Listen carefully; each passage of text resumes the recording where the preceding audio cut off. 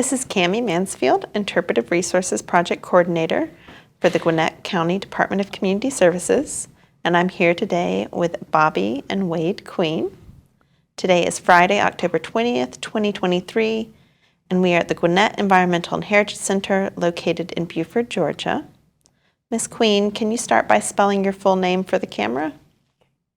Bobbiequeen. And can you tell us your birth date and where you were born? March 1st, 1940, and I was born in Hall County. And Mr. Queen, can you spell your full name for us? Okay. My name is Wade Queen, Wadequeen, and I was born in Cherokee County on August the 19th, 1934. Mm-hmm. Great. And can you tell us just a little bit about yourselves? Are you both lifelong residents of the area? Yes, we're both lifelong residents of Gwinnett County, and I graduated at the Buford High School in 1958, and we've enjoyed living in the county all these years. It's just Buford and Sugar Hill just kind of runs together. So I knew a lot of people in Sugar Hill when I was in high school.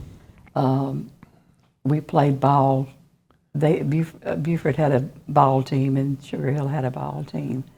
And we were competitive then, but off the ball court, we were friends. So you grew up in Buford. I grew up in Buford. I actually did not grow up in Sugar Hill. I grew up in Buford, so I know a little bit more about the Buford area than I do Sugar Hill. Great. And I didn't meet Wade. He grew up in Sugar Hill, and I didn't meet him until after, high school. But it's kind of ironic. We both had the same first grade teachers because he went to school in Buford for the first grade, and I did too. So Miss Daisy Shadburn. Miss Daisy Shadburn was our first grade teacher. Well, how did you meet each other then? We met at church. Yeah, we did. A friend of ours brought Wade and his buddy that they had just gotten out of the Navy to our church, and that's where we met. Wow. And what year would that have been?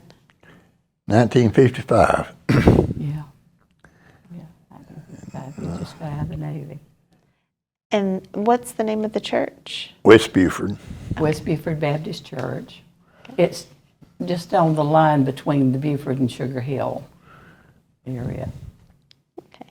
And Mr. Queen, what school did you go to? I know you went to Sugar Hill, and I went the second grade. It was the first year I went there, and then I went until to high school. And I didn't graduate, but I went in the Navy, and when I was real young, 17, and during the Korean conflict, and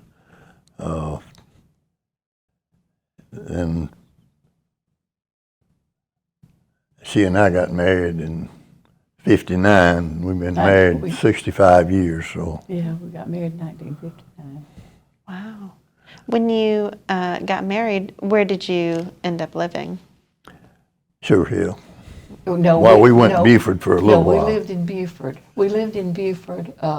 We had an apartment uptown in Buford for 2 years, and then we built a house out in Gwinnett County, which was down on Davis Road, and but it was actually in the county. You just went out of a city and into another city, and then you were in the county too. So, and we lived there for, we lived there for about 6 years, and then he was transferred to Cedartown, Georgia, and we moved there, and we lived there for, we lived there for about 8 years. 7 or 8 years, and then he was transferred again, and we went to Carrollton, and we lived there for about 5 years.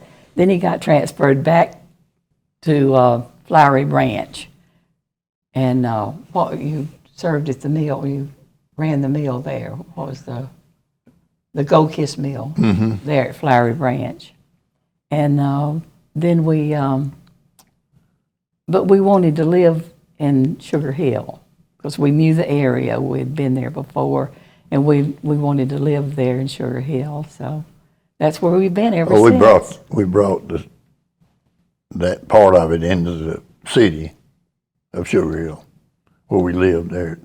Oh yeah, in the first house that we built. Yeah.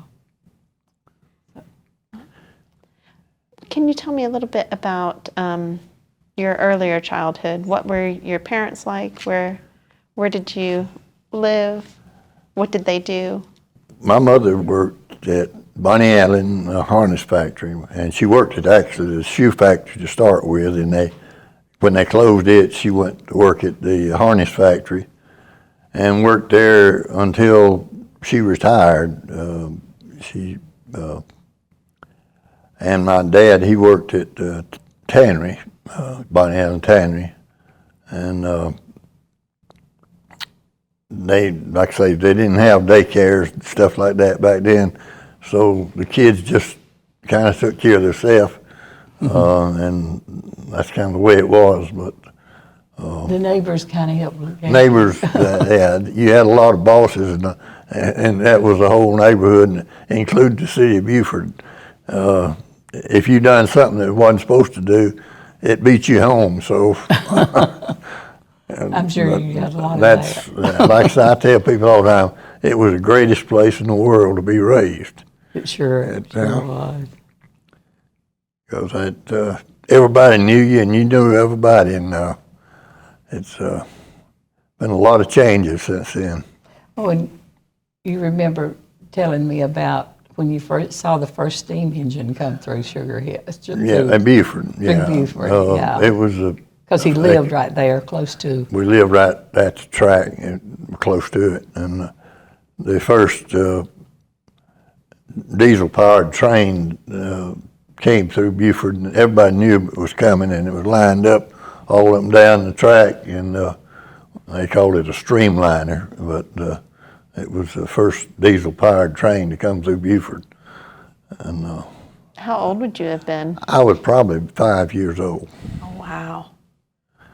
Do you remember being really excited to see I the train? do. I really do. My mother took me out and set me down and put a blanket or something down for me to sit on till it came through, and it was a big thing. But and it was several years after that before there was many diesel-powered trains come through. Most of it ran off of steam for a long time after that. And Beaufort was built by the railroad, so originally, so that's. They were fortunate to have the railroad coming through Beaufort. You know, it helped to service a lot of the things at the tannery. You know, and I can remember watching them when they would come by uptown. There was a depot, depot uptown for the railroad, and they would snatch the mail off of a big pole or something. It was. They'd hang it out, and then they'd snatch it off. Somebody from the train would snatch it. The depot that was there was a beautiful little building, you know, and it's a shame it had to be torn down. From your memory, what did it look like? I remember it had pretty floors in it, like wood, you know, wood floors, and it just had a lot of benches and things. And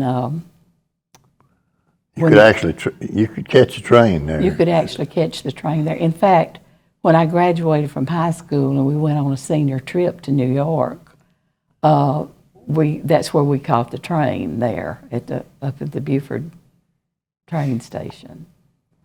And it took us about, I don't know, it was all night that we rode the train till we got to New York, and then that was a big deal to get to go anywhere like that. You were lucky back then if you got to go to Atlanta every now and then.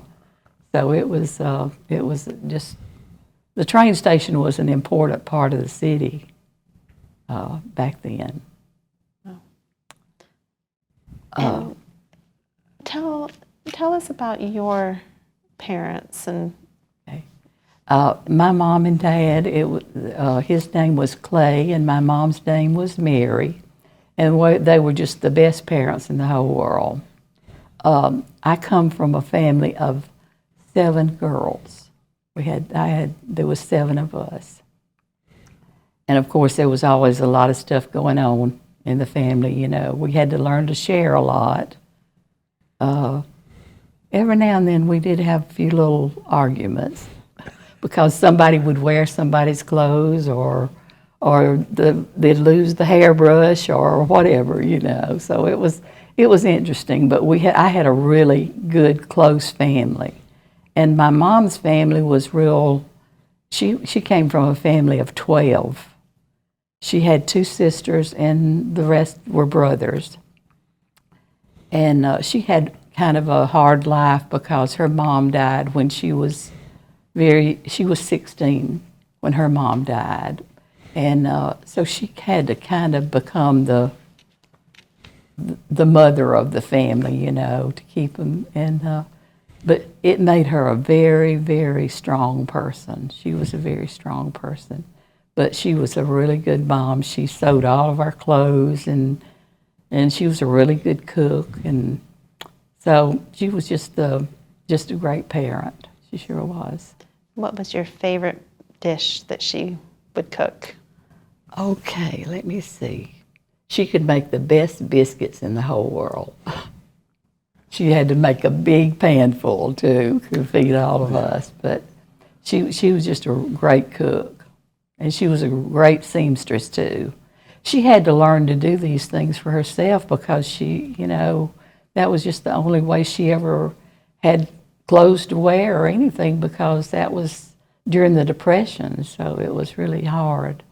But, and I have one sister, she's passed away now, but she could sew like Mother could. I didn't get any of those charms. I can cook, but I can't sew.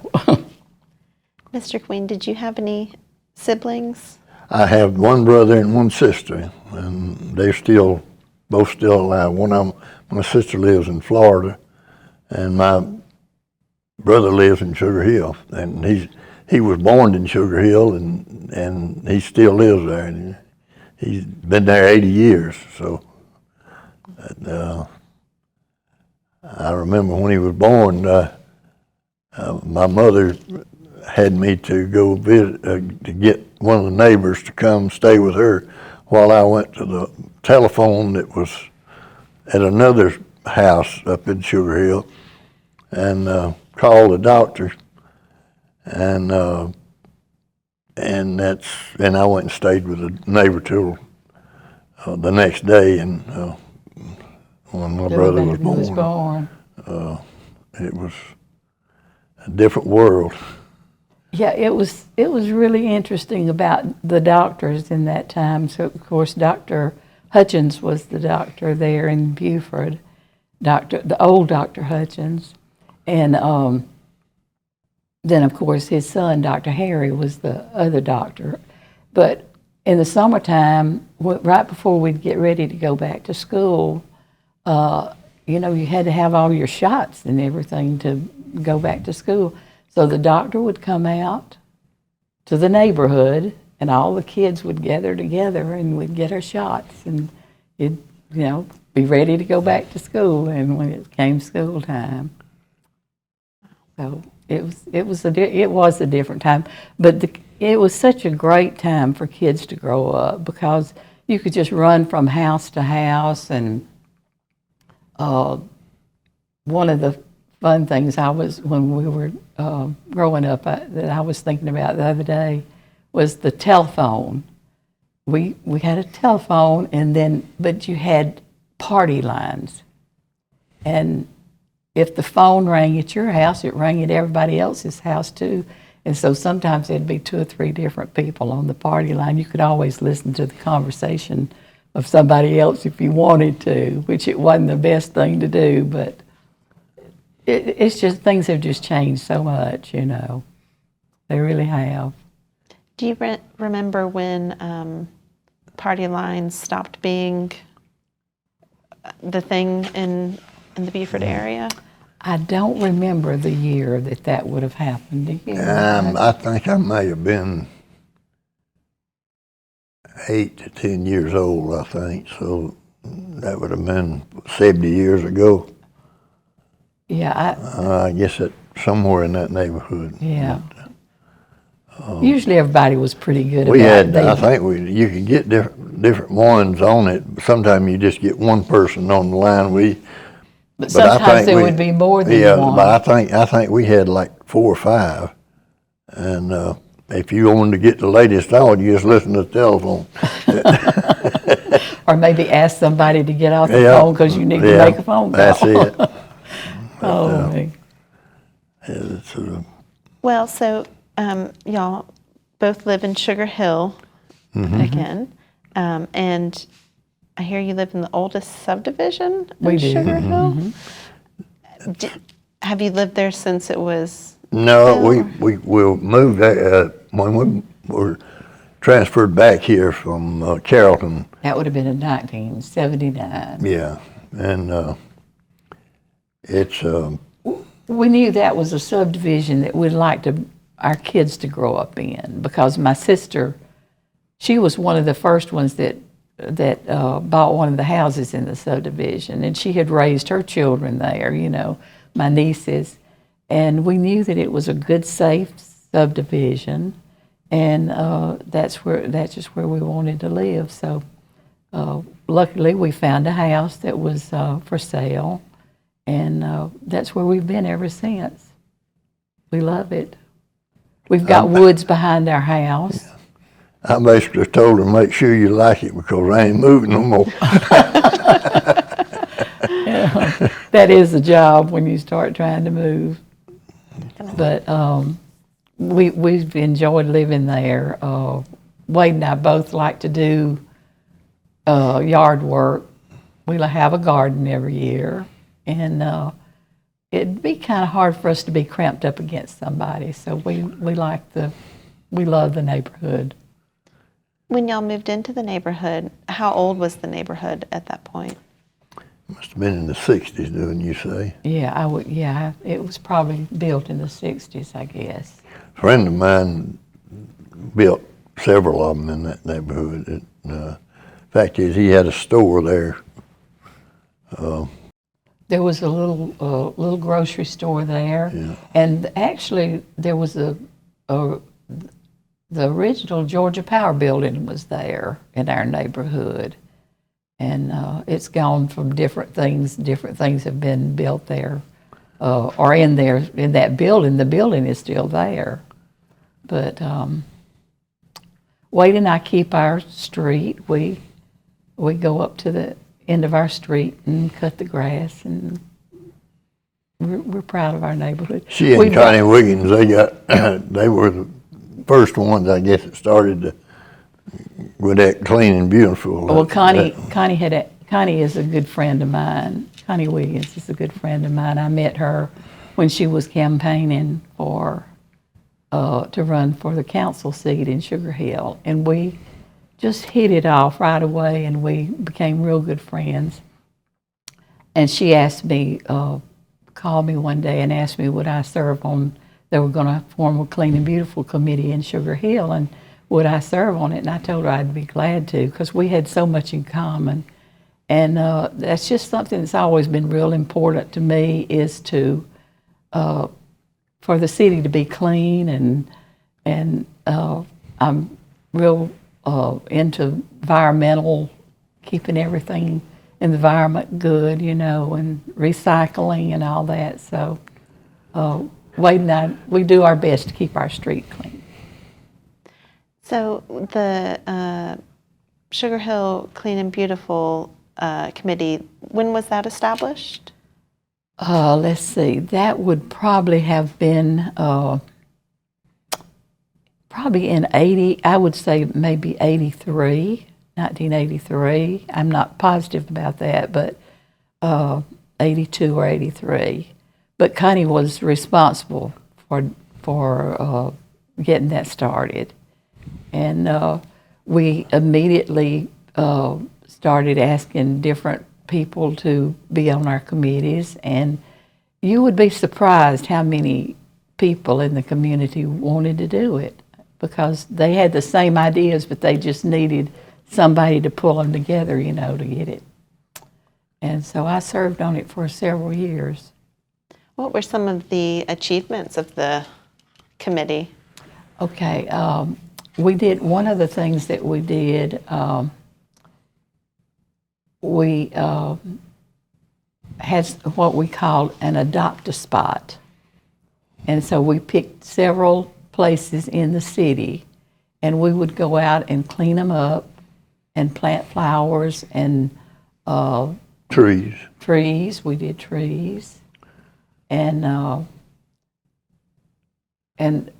over a period of time, you know, we would have to keep those up. And different people on the committee would go out and cut the grass or plant the flowers or whatever. We had about 3 or 4 different adopt-a-spots in the city. That's great. And we tried to do away with a lot of the signs. There was a lot of problems with signs all over the city. Well, actually, about a year or two after I was on the on the Clean and Beautiful Committee, there became a vacancy in the council, so I ran for city council. And the lady that vacated the spot, she actually moved to Beaufort, so there was a vacancy. And so I believe that was in 1984. And I served on the council for about 8 years. Wow. What are some of the things you did during that time? Well, I was appointed to the Recreation Board, too. Sugar Hill has had the only park that there was in our area. I don't know if there were any parks in the other cities or not, but we sort of served the Beaufort community and the Sugar Hill community. It was donated to the park. It was donated to the city by a gentleman's name, E.E. Robinson. And Tubby Cronick, or his name was Byron, but we all called him Tubby. He was actually responsible for getting E.E. Robinson to donate the park to Sugar Hill. It was a 25-acre park, and it didn't have very much in it, but you know, it was just a place that people could go and have recreation, you know, ball games or whatever. So I was the liaison to the Recreation Board, and I also served on the Clean and Beautiful Committee. So that's what I reported back to the city about. And then you served on the Gwinnett County Recreation. Yeah, later on I did. I served on the Gwinnett County Recreation Authority and helped when the Bogan Road Park was built. What years did you serve on the Gwinnett County Recreation Authority Board? I don't remember the years. I don't, but it was. I'm trying to it was think probably. It was sometime in the 90s. Trying to think who was on the county. Was it W.J. Dodd? No, it was. I can't remember. It was Tom Ed's daughter's husband. Tom Ed Robinson's. I can't remember, honey. I just can't remember that. But it was a lot of Tommy Hughes. Tommy Hughes. It was a lot of fun because the Bogan Park, nothing had been done there, no grading or anything. And of course, we formed a committee of citizens that were around the area. And we would have meetings and talk about what we wanted in the park. And then we got to present that to the, to the county. And Wayne Hill was the commissioner. And we wanted a swimming pool really bad because there just wasn't anything in the area, so we got the swimming pool, and now it's just a great park. A lot of people use it, It's used for a lot of different things. When you go to Bogan Park now, how does it make you feel to see something that your efforts... Makes me feel really proud. Because it was really, we just didn't have that much recreational area up here. We had, of course, there was Lake Lanier, and everybody said, oh, you could go to Lake Lanier, but that wasn't convenient for everybody to go there. And it's just a beautiful piece of property, and it makes me real proud. It surely does. And I'm very proud of the E.E. Robinson Park. I think the county, the city maybe has sold it to the county now. I'm not sure about that, but they keep it real nice, and they've expanded it, and it's such an asset to the city. It sure is. And we also have the Gary Perkle Park in the city of Sugar Hill, too. It's down off of Beaver Dam Road. Swanee Dam. Swanee Dam Road. Mm-hmm. When you were on the Sugar Hill Recreation Board, is that when E.E. Robinson Park was established, or had it already been? It had already been established. Yeah, because that was he was on. I think Tubby was on the.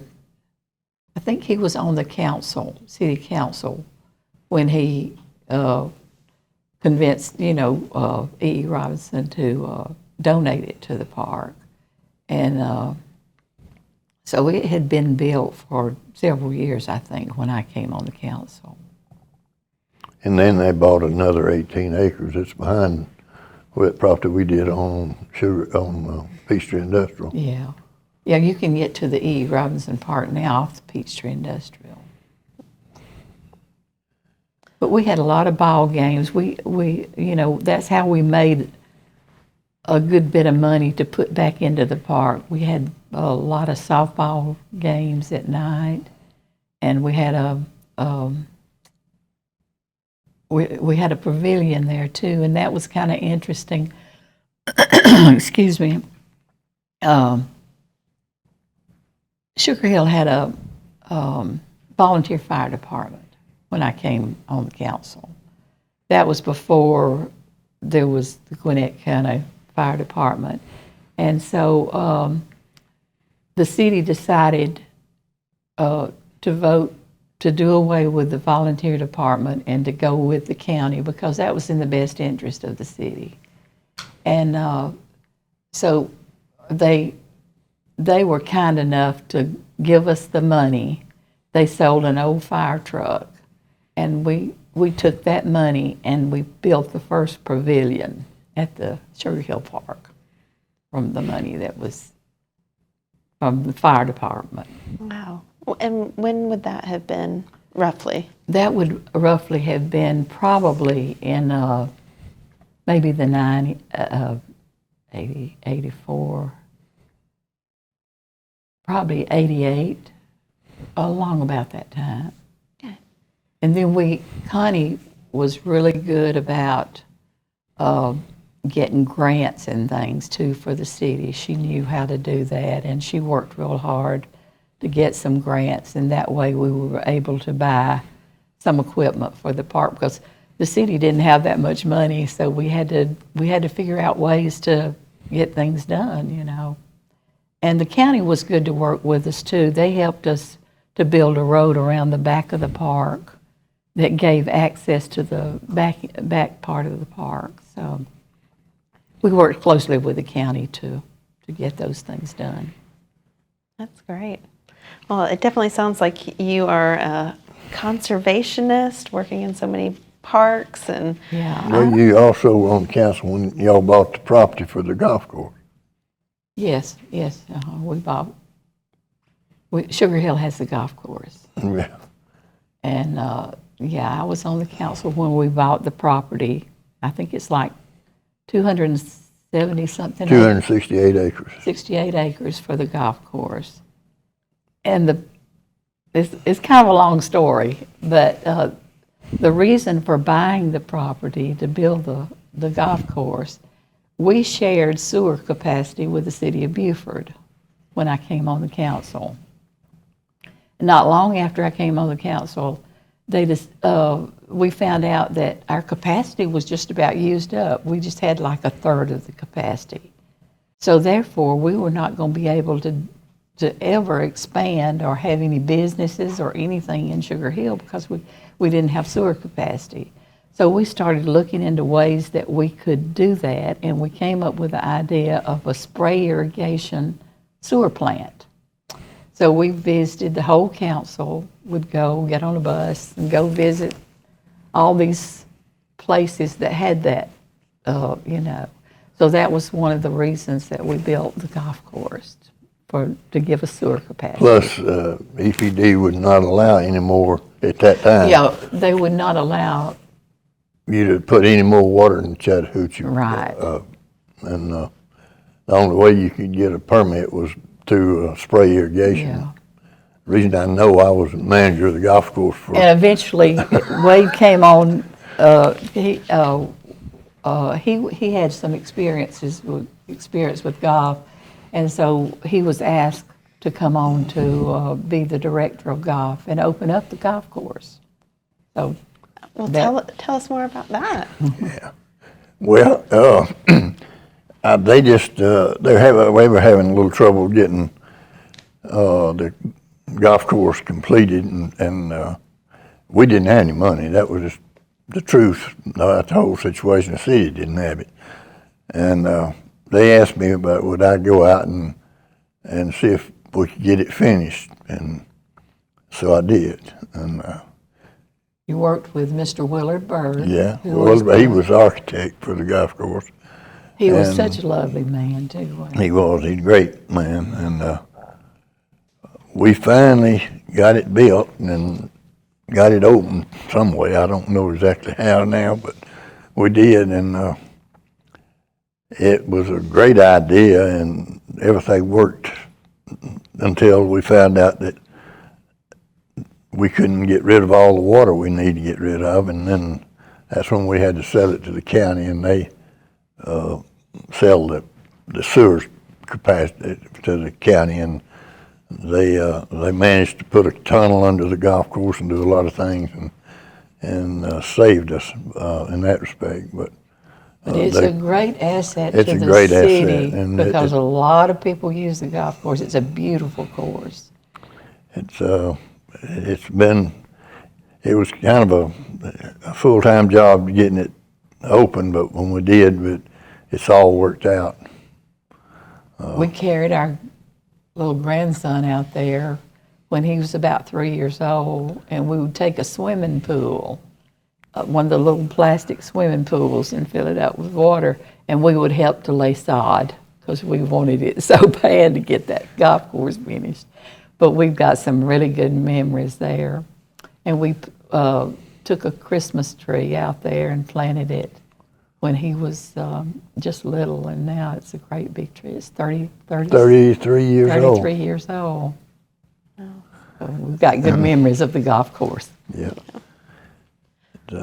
Well, what are some of the other jobs that you had before working for Gold Kiss? I was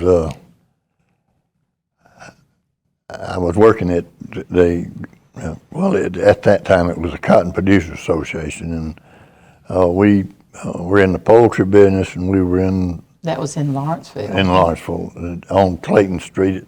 If you go down to the railroad where the big rock building's at, that was it. And we had a mill in the back of it, feed mill, and we had a seed cleaning plant there, and then the store to go with it. We dealt with most all the farmers in Gwinnett County, A lot of dairy a money. lot of dairy folks and anything that had to do with agriculture. We were in it, and we. After I'd been there for a while, I was assistant manager at that time, and they were going to let me have the thing and be manager of it. And I had a friend of mine that was from Lawrenceville that wanted to come back to Lawrenceville. So What was his name? His name was Deaton, Jimmy? Jimmy. Jimmy yeah. Deaton. But anyhow, I gave in and let him have it, and then I was transferred to Cedartown at that time. And that's when we moved to Cedartown. Yeah, but I spent all the years after that till I retired. I was managing the feed mill at Flower Branch when I retired. But I had a lot of real good memories of all my time with them. I met an awful lot of nice people and did a lot of things that I don't even know how I did it sometimes now, but it was an enjoyable. The guy that started Gold Kiss was from Royston, Georgia, but he started it and started Gold Kiss, or Cotton Producers Association. He started in Carrollton, and that's when they transferred me to Carrollton after I'd been at Cedartown.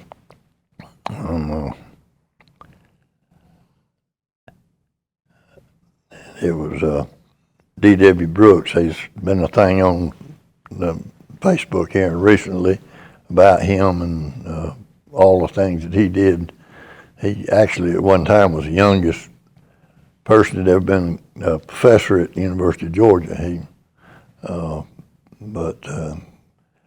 We were, at one time, we were one of the largest poultry producers in the world, and largest peanut producers in the world, and the largest pecan business in the world, and a whole lot of other in the world. But it was a very successful business. And what happened is this company that come in and just bought out all the stock and took over. And that was it.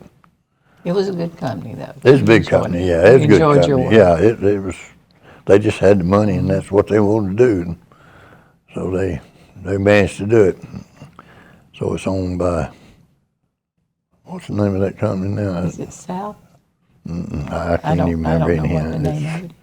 Outfitted out of Pennsylvania, I think. I think you have a story about a bus picking up kids to assist with picking cotton.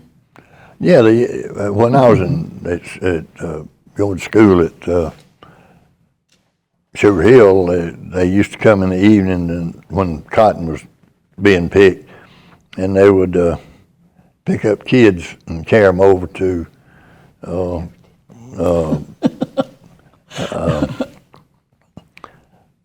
shake rag, and we'd pick cotton, and Did they pay you? yeah, they paid 6 cents a pound. And but now you go over to shake rag, and It's beautiful over there. beautiful. It's And all homes. parks and things like that where we were picking cotton back then, but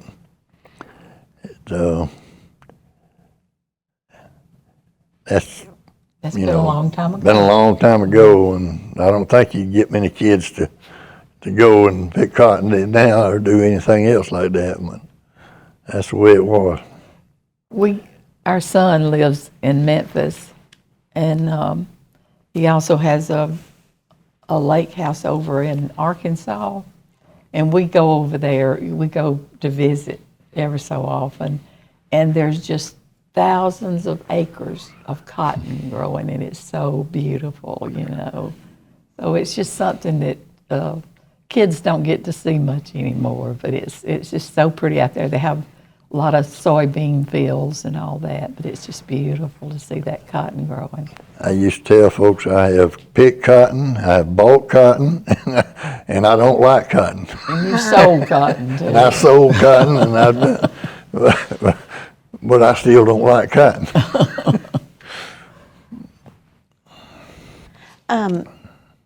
And your father had a store in Sugar Hill? In Sugar Hill. It was just a little grocery store. I think there was 3 in Sugar Hill, different ones. Mr. Mitchell had one, and Daddy had one. It was just a small little grocery store. And I think White's had one. I think that was Mr. Mitchell, Mr. White, and Daddy's. Was there a Mangram's? Well, he had one up at Daddy. A little store got where it outgrowed it, and he opened up one at they called it Mangram's Curve or Green's Curve. I don't know what they called it, but this was in Sugar Hill. And it was Mangram's store. Yeah, and I remember that store. He had a store there till he sold it, and then we bought the farm, my grandpa's farm. That's the reason we moved across the river, and I still went to school at Sugar Hill, but we. It was interesting tell them about Ma Barnes' brother, Yeah. Uncle Ed. She had 11 brothers. There was This was his grandmother. 18 kids, and she had my great grandfather would give each one of the boys when they left home. He'd give them a choice of a mule or $250, and all of them took the mule except one, Uncle Ed, and he took the money and went to school at in Rome at Berry College. It was just at that time it was just a little small thing, but anyhow he went on and then went to Texas A&M and got his doctorate, and he was teaching at Baylor for until he died. I thought that was such an interesting story about those times, you know. But that was my grandmother's brother. She lived to be 100, and my mother, she of course lived just across the river, but she went to school to the 7th grade at Hall Creek School. It was a little 3-room school, and when she got through there, she wanted to go to school, but she couldn't because the only other high school in the county was in Cumming, and she had no way of getting to school. And the roads was really, really rough back then, and Highway 20 was not paved or anything. She had a sister that lived in Canton, and she went to Canton to go to school, and that's where she met my dad, and that's the rest of the story. But there just wasn't any roads back then, or, you know, the roads were, and there were a lot of dirt roads in Sugar Hill. Well, it was all there was when I was a kid. There wasn't any paved roads in Sugar Hill. It was just. And when we were in the 1st grade, we walked to school. I walked to school, and you did too. Yeah. The school building's still there in Sugar Hill. I mean, in Beaufort. Yeah. And I think somebody has made a home out of it now. So. Yeah. But it was just so safe, such a good life. It was hard life, but it's good life. It's amazing at the progress that's been made, though, and just the last 10 years, it's just amazing to me at the progress that's been made in the city, you know. What were some of the things you remember doing as kids that were just fun? What would you do for fun with your friends? Or Oh, we'd go to the river and fish and swim and make old wagons, take a log and cut off wheels and make a wagon to get down a hill, go up top hill and ride it back down and pull it back up and do that for hours at a time. But it was I was more like a city girl, I guess. But there was a movie in Beaufort, and that's something we looked forward to every week. We went to the movie. We walked to the movie, and then when we get through with the movie, we'd walk downtown. There's a little ice cream shop, and we'd go in there. I remember the name of the ice cream shop was Wright's Ice Cream. Yeah. And they just had the counter there with all that good ice cream, and we did we'd stop by there after school too. We walked to school. Even when I was in high school, I still walked to school.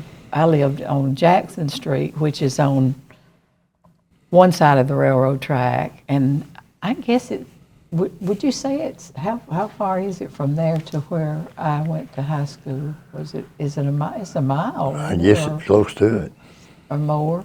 But we had to go right through town, and it's kind of funny. The other day I was coming through Beaufort, and it was about time for school to be out. And I saw all these kids running down the street, after school. They were doing their exercise or probably playing on a ball team or something, but they were all running through town and just having such a good time. And it brought back real good memories. I told my husband when I got home, I told Wade, I said, "You won't believe what I just saw." I said, it just reminded me of when I was in high school, because after school we'd run track through town, and so kids are still doing that, and it was just a good memory to have. We'd do that. We would go to the movie in Beaufort and walk from across the river there to Beaufort to see a movie and then turn around and walk back. So it was I don't think anybody'd be doing much of that now, but. Now, when it was raining, we would get a there was a little taxi that ran in Beaufort, and Mom would call a taxi, and we would ride a taxi to school. But then when we got older, my sister was a year older than me. Dad got us a little car. It was a Packard. Yeah. Was the name? That's how old it was. And she could drive, so we'd all pile in the car and drive to school. But there wasn't any buses. There were never any buses the whole time that I was in school. Everybody either walked or you had some kind of a car. It wasn't a new car. Nobody had new cars. did Beaufort have just dirt roads as well, or were there some paved roads? All the uptown roads were, the street that we lived on was a dirt street for many years, I remember. Well, I remember when they paved I guess it was Highway 20 then. It went up Willard's through there. I remember when they paved it. We lived there then. Yeah, that was before. Yeah. But There's a little bit of difference between me and Wade. They just our paved. age. They paved it down to where the city limit sign for Sugar Hill was at. And okay. Then it was dirt. Yeah, it was dirt. Mm-hmm. That would have been in I don't even. 40, early 40s. Yeah, that probably 45, about, I 46. guess that was probably about right. And before I forget, your father's store, can you tell us some of the things that he would have sold in that store? It was all groceries. It was, like I say, it was not, to tell you, it wasn't as big as this room, so it was, give you the idea how small it was. But it was, they sell, of course, during the war, you couldn't get any sugar or drinks or anything that had sugar, hardly. But, tobacco products and all that's kind of what you'd get, not as much, but kind of what you'd get in a convenience store.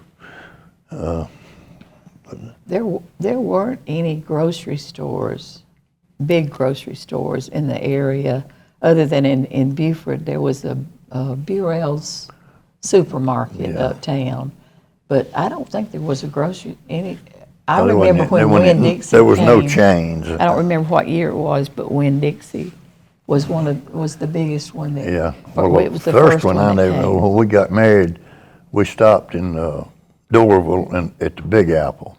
To buy groceries yeah. because there was no big stores in Beaufort or Sugar Hill. That was the only chain store that And I guess the first little shopping center that was built is that one off 20 now. It's where McDonald's is and everything. And then there was a Winn-Dixie there. Was that the Winn-Dixie was there, wasn't it? Yeah, no, it wasn't on that first one, but it was. Eventually, yeah. And that's the first chain grocery That's store the you first remember chain grocery store being in the area? Yeah. It's just amazing.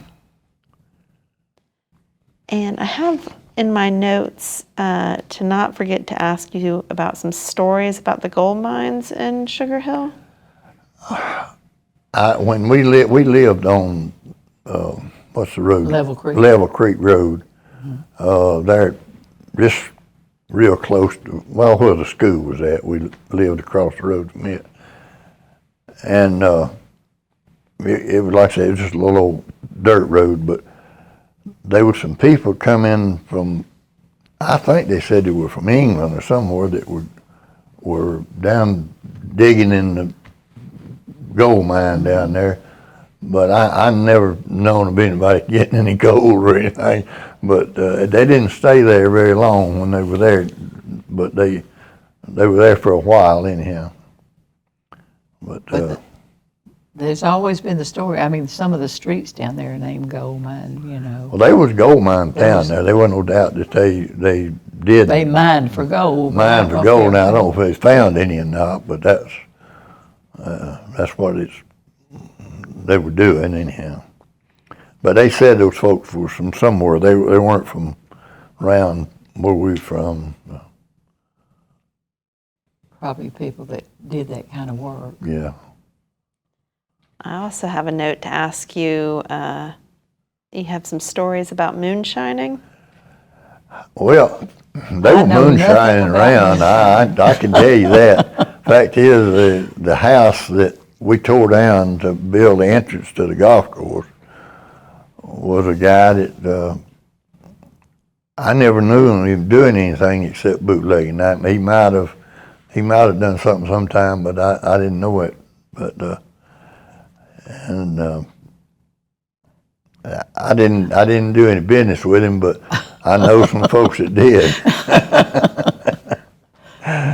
And that was not the only one. There was several of them around, but it was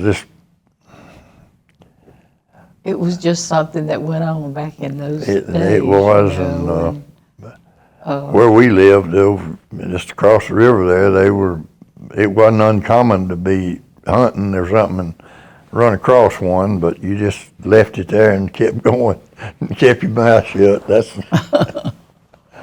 But my dad had a little grocery store over there, but and my grandfather finally bought it and had it till he died, I guess, and then. There were just a lot of little stores like that around. That's where people Little country stores. Got there. There was one in our neighborhood too, and you just pop in there and pick up a few things. But they just, there were several of those little ones, but the biggest one in the area was the Burrell Supermarket uptown. Would the smaller stores buy produce from local farmers, or was it mostly items that they would Well, bring in? yeah, he did have some. Would you have He did go to the farmers market in Atlanta pick up stuff? pick up stuff, and he would generally sell some to the other stores too. When he did that, but it was other little stores just like his. I mean, they wasn't any of them doing a whole lot of business. They just served what they could. And the fact is, we had a bell that you rang if we were in the field working or something, and somebody come to the store and wanted something, they'd ring that bell, and would go get it for them. And that's just the way business was done then. And you said your father went to the Atlanta Farmers Market. Where would that have been? It's not where it's at now. It was in town. I can't even tell you how you would get to it. I don't even remember that, but I went with him a few times. But I remember that Gordon Foods potato chips were made there in where the farmers market was at, and you could go in and buy them, but a pound, I guess. And they had a restaurant there that was. I always looked forward to going to eat at that restaurant. It was good. There weren't any fast food places, No. in the area for when I was in high school. The only one that was called it was on Hill Street. I can't remember what the name of it was now, but there just wasn't anything. There was no pizza, or after Wade and I married. It was after we married. Yeah. We would drive to Atlanta to get a pizza. It was Mama Mia's Pizza on Peachtree Street. Mm-hmm. There just wasn't. There was no fast food. Do you remember what the first fast food restaurant in Beaufort or Sugar Hill was? In Beaufort, it was Dairy Queen. Yeah, but now Sugar Hill did have Miss Burrell's. She had there Pine was a Top lady Barbecue. named Miss Burrell. Her name was Miss Burrell, and it was a barbecue place that you could go to get sandwiches and stuff. It was really good. Yeah. It was really good. It was Pine Top Barbecue. And that there was a bowling, a skating rink right There was a behind it. And a skating rink and a bowling Bowling alley The bowling was alley was out on one side of the street, and then the skating rink. Yeah, it was out in that curve That where was Miss Tate lived. one thing we got to do when we were growing up. We could go skating down in Sugar Hill at the skating rink, and that was a lot of fun. That was the only recreation. I never did go bowling. I didn't ever know about. Well, it was not bowling like they bowl now. It had balls about that big, and it was run by Glad Bailey. And he'd get kids to set the pins when they folks were bowling. Now, there's a name for them, but I don't know what it is. But it's different. It's not a big bowling ball. It's a small one. There was also a cannery in Sugar Hill. Yeah, it's right behind the school. There was the school, and then there was the cannery. And then there was a workshop back behind it. All of it went with the school. Yeah, And, that was for the people that took shop. Yeah, wasn't it? shop, yeah. What was that teacher's name? His name was, Corbin. was he the one that painted your hand green or something? There was some kind of a story about that. Whatever. Was it? I don't. VP Corbett, that's his name. And I know he borrowed our horse one time. We had there in Sugar Hill down Sycamore Road. We actually grew cotton there. Again, cotton. That's why I hate it so bad. Yeah. But anyhow, he taught for the FFA. Future Farmers of America. And he wanted to borrow the horse to plow his garden with, and he didn't know how to. Mama had to go out and put the gear on the horse because he didn't know how to do it. But he taught other folks how to do it, I guess. Oh, wait, that was funny. Very impressive. The cannery, you said, so there was the school and then the cannery and then the workshop. Mm-hmm. The cannery, you said it was part of the school? No, it No, wasn't part of the it school. I was- don't know who owned the cannery. I just remember going there. I assume it was owned by I don't know. I really don't know. I started saying it must have been owned by the city, but the workshop had to do with the school. I know that. And the cannery, I don't know. For some reason, I think it was probably built when they built the school or something. I'm not sure. I don't know. I just But anyhow, remember people being- that had gardens and all, they took their vegetables there and they canned them. It was It's just a community it's a thing. community thing anyhow. I'm not sure exactly. There was 3 buildings out back there. One of them was the basketball court, and the other one was the cannery, and the other one was the workshop. The school had But a there's gym. a 'cause I little played ball field ball out in the there. gym. We didn't have any. Only thing we had was a basketball team. We didn't have any other sports. We did play ball, but not as a team or anything. But it was. It's an interesting time.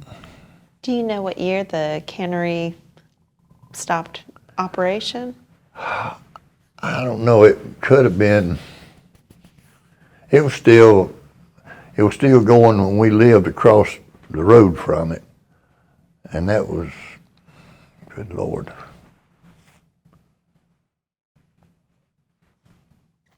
I can't even think how far it was. But it was in the 40s and maybe the 50s that it was still. I think it was in the 50s, I know, because Yeah.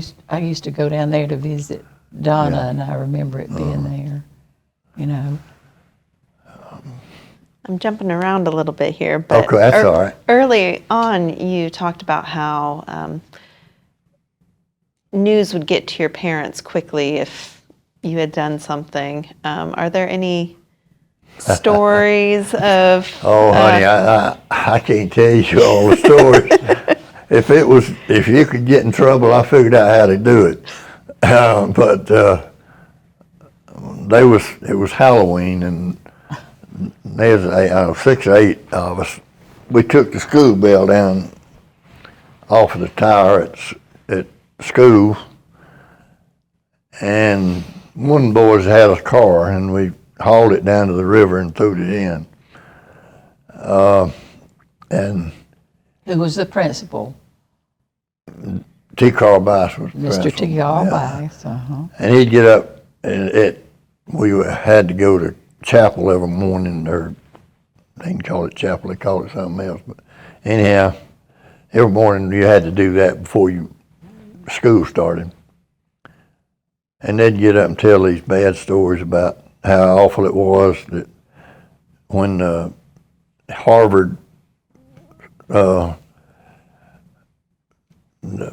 had to close because they didn't have the money and all that, and that they'd go out there and ring the bell every morning, and it'd make you feel real bad telling those stories. But finally, one of the boys caved in and told them who done it, and we all had to work on the playground, and keep up stuff and made us ride in the Y'all front. had to go get the bell, didn't you? Yeah, we had to go get the bell Out of the river. out of the river, and the river was up, and this guy, we went to get it, finally got it out, and they had us all in the office there waiting for him to bring the bell back, and we was all thinking we were fixing to go to reform school. But we got it back, put it up, and that's the end of that story. You had to apologize. Oh yeah, we had to apologize in front of everybody for doing it. But Girls didn't get in that kind of trouble. that's why in the world we ever did that, I don't know. Whatever made somebody think that was a good idea. But, It was a childish thing. I guess it was at that, yeah. Well, I know y'all have seen a lot in Beaufort and Sugar Hill and that area of the county, and The whole county. I can't remember, but I was thinking that when I was at Lawrenceville, that the county had about 40,000 people in it. I don't know why I got that in my mind, but I think that would have probably been about right. And now they must be close to 1 million. So you can see what kind of changes has taken place in that period of time.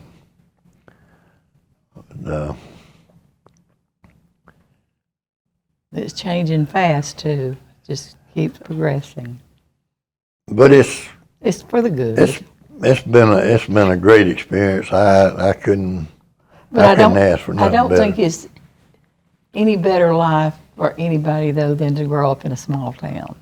Well, I agree think it's with just that. the most wonderful memories that you can have of your childhood, to grow up in a small town and have good neighbors and all that. For the most part, there wasn't any ups and downs. I mean, you didn't have a high class up here and a low class down here. There was 3 or 4 people in town that had some money. I mean, real money, and the rest of us, we made it from one week to the next, and but it was good. It was a good life. It was really. I had so many friends, and I get to thinking now. The problem with getting old is if you live long enough, you'll outlive all your friends, and it gets to be Kind of sad. kind of sad. But it's a blessing to get to live old. Yeah, it is. We're enjoying our old age. And I know how my mom felt. She lived to be 105, and after she was 100, she told me several times. She said, I know I'm old, but I don't feel old," and that's kind of the way I feel. It's you just allotted so many years, and you don't know when they're gonna run out.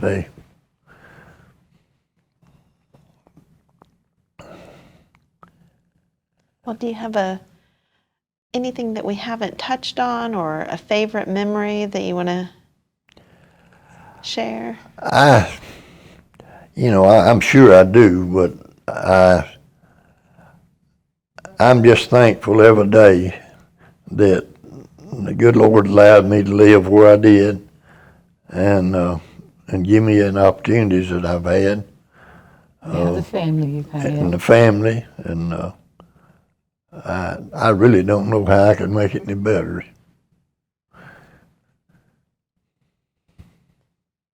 Miss Queen, do you have anything that we haven't talked about, or any memories that you want to make sure to share? Well, I can't think of anything much. I mean, like Wade, I had a good family, and I had all my sisters, and we've always been real close.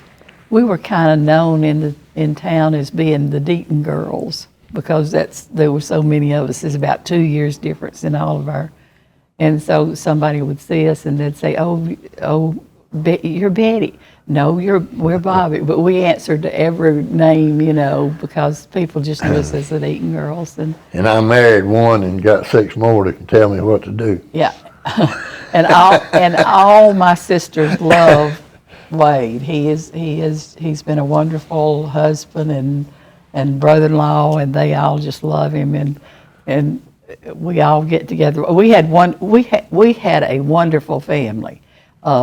I don't know how many people have stopped me on the street before and say, I've just never seen a family like that, because we were all close. We stayed close. All the brother-in-laws liked each other, and the sisters, we all get along, and it's just been a wonderful life. And I had a good mom and dad. My dad worked in Atlanta, and he rode the bus back and forth to Atlanta and worked all of his life. What did he do in Atlanta? He was a self-taught person that worked in air conditioning, and he worked at Davidson's downtown Atlanta in the it was called engineering department, but took care of all the air conditioning and stuff like that, And he walked and caught a bus every day and went to Atlanta until later on he had a car and drove back and forth to Atlanta and did that.